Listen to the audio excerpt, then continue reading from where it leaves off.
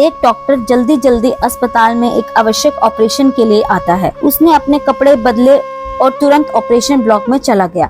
उसने देखा कि लड़के के पिता हॉल में चक्कर लगा रहे हैं। डॉक्टर को देखते ही लड़के के पिता भड़क हो उठे और डॉक्टर से बोले कि आपको आने में इतनी देर क्यों लगी? क्या आप जानते हो कि मेरे बेटे की जान खतरे में है? आपको आपकी जिम्मेदारी का एहसास है भी या नहीं? डॉक्टर ने मुस्कुराया और बोला कि माफ कीजिए, मैं अस्पताल में नहीं था, इसलिए मैं जितना जल्दी हो सका आ गया।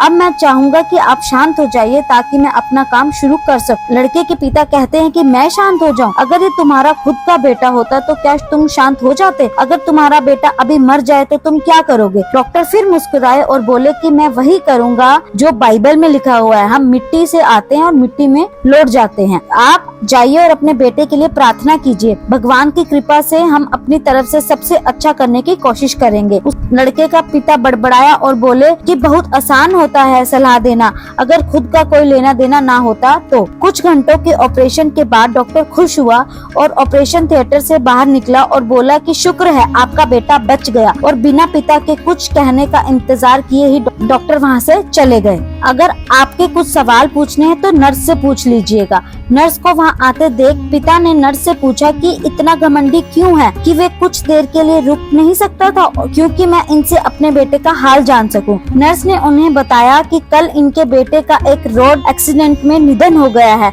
और वो उसे दफनाने गए हुए थे, और जब हमने उन्हें आपके बेटे के ऑपरेशन के लिए उन्हें बुलाया भेजा तो वो आपके बेटे का ऑपरेशन करने के लिए वहाँ से निकल आए। तो दोस्तों, इस कहानी से हमें यही शिक्षा मिलती है कि हर परिस्थिति में शांत रहें ताकि आप अपने लिए बेहतर निर्णय ले सकें, चाहे वो जिंदगी में हो या आपके व्यवसाय में हो।